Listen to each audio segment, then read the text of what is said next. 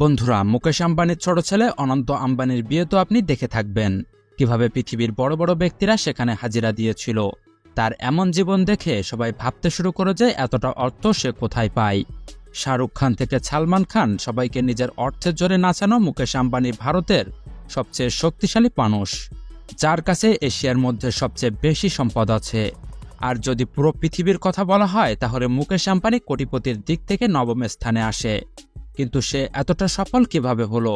প্রথম জীবনে নিজের ছোট ভাইয়ের থেকে কম অর্থ থাকা সত্ত্বেও মুকেশ আম্বানি কিভাবে সফলতায় পৌঁছে গেছে? আর এতটা সফল হওয়ার পর এমন কোন জিনিস যেখানে মুকেশ আম্বানি তার সমস্ত অর্থ ব্যয় করে? আজ আপনি এসব অজানা বিষয় সম্পর্কে জানবেন, তাই ভিডিওটি অবশ্যই শেষ পর্যন্ত দেখুন। কিন্তু ভিডিও শুরু করার আগে আপনার কাছে একটা অনুরোধ হলো, ভিডিওটি ভালো লাগলে অবশ্যই চ্যানেলটিকে সাবস্ক্রাইব করবেন। বন্ধুরা, আজ আমরা মুকেশ আম্বানির সম্পদ এবং তার বিলাসী জীবন দেখে মনে করি যে যতটা সম্পদ মুকেশ আম্বানির কাছে আছে তার ছোট একটা অংশ যদি আমরা পেয়ে যাই তাহলে আমাদের জীবন বদলে যাবে।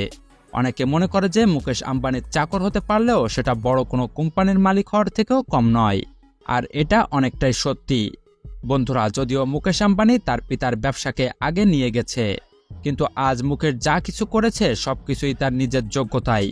কারণ মুকেশ আম্বানির পিতা ধীরুভাই আম্বানি তার সম্পদকে দুই ভাগে ভাগ করে দিয়েছিল, যার একটা অংশ বড় ভাই মুকেশ আম্বানিকে দেওয়া হয় আর দ্বিতীয় অংশ ছোট ভাই অনিল আম্বানিকে দেওয়া হয়।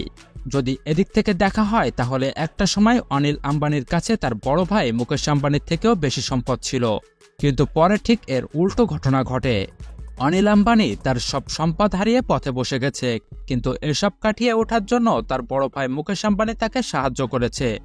একদিকে মুকেশ যেমন তার ব্যবসাকে আগে নিয়ে যাচ্ছে, ঠিক তেমনই অন্যদিকে সে তার ছোট ভাইকেও অনেক সাহায্য করেছে। এটা থেকে বোঝা যায় যে মুকেশ আম্বানি অনেক বড় মনের মানুষ। মুকেশ আম্বানির জীবন ভারতীয়দের জন্য একটা আদর্শ। শুরু থেকেই মুকেশ আম্বানির সফলতার মন্ত্র ছিল বড় স্বপ্ন দেখা, কারণ বড় স্বপ্ন মানুষকে বড় হতে সাহায্য করে। সফল ব্যক্তি হিসেবে মুকেশ আম্বানির পরিবারের সব সদস্যকে নিয়ে বিভিন্ন মিডিয়ায় সবসময় আলোচনা হতে দেখা যায়। তাই সে স্ত্রী নীতা আম্বানি হোক, বড় ছেলে আকাশ আম্বানি অথবা ছোট ছেলে অনন্ত আম্বানি, সবাই প্রতিদিন কোনো না কোনো কারণে চর্চায় থাকে।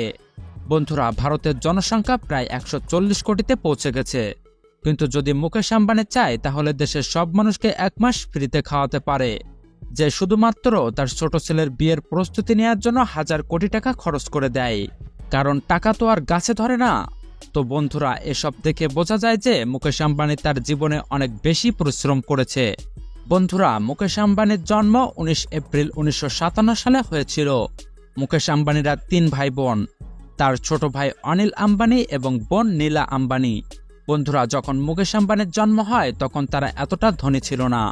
তারা 2টা ঘর বিশিষ্ট একটা ছোট বাড়িতে থাকত, কিন্তু মুকেশ আম্বানি তার পিতার পরিশ্রম নিজের চোখে দেখত। তাই মাত্র 18 বছর বয়স থেকে মুকেশ তার বাবার কাজে সাহায্য করা শুরু করে। ধীরুভাই আম্বানি মনে করত যে যদি ব্যবসা শিখতে হয় তাহলে ক্লাসরুমের পড়ালেখার চেয়ে বাস্তব জীবনের অভিজ্ঞতা বেশি কাজে আসবে। তাই তার পিতা 1980 সালে তাকে স্ট্যানফোর্ড বিশ্ববিদ্যালয় থেকে বাড়িতে নিয়ে আসে আর কাজে লাগিয়ে দেয়। এরপর যখন ধীরুভাই আম্বানি মারা যায় তখন থেকে মুকেশ আম্বানি তার সম্পদ বাড়ানোর চেষ্টা করে। ভারতের প্রথম 4G সিম জিও মুকেশ আম্বানির হাত ধরে আসে। এছাড়া স্টিলের সেক্টরেও মুকেশ অনেক উন্নতি করেছে।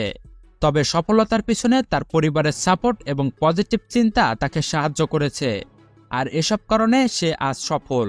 কিন্তু বন্ধুরা, এতটা সফল হওয়া সত্ত্বেও সে সাদামাটা জীবনযাপন করে। সে সবসময় নিজের ব্যবসার দিকে নজর রাখে। বন্ধুরা, মুকেশ আম্বানি যে বাড়িতে থাকে তার নাম হলো অ্যান্টেলিয়া। 15,000 কোটি টাকা দিয়ে তৈরি এই বাড়ি অনেক সুন্দর। 27 তলার এই বাড়ির প্রথম 6টি তলায় শুধুমাত্র গাড়ি পার্ক করা হয়। আর এসব ছাড়া ঘরের ভিতরে জিম, স্পা, হোম থিয়েটার থেকে শুরু করে ঘরের একেবারে টপ ফ্লোরে হেলিপ্যাড পর্যন্ত বানানো হয়েছে। এসব জিনিস রক্ষা করার জন্য প্রতি মাসে 15 লাখ টাকা খরচ হয়ে যায়। এবার ভেবে দেখুন, যার কাছে চাকরের লাইন লেগে আছে এবং যার চাকর প্রতি মাসে লাখ টাকা বেতন পায় তার জীবন কেমন হবে? বন্ধুরা, এতটা বিলাসবহুল জীবন ছাড়াও মুকেশ আম্বানি তার জীবনে অনেক পরিশ্রম করেছে।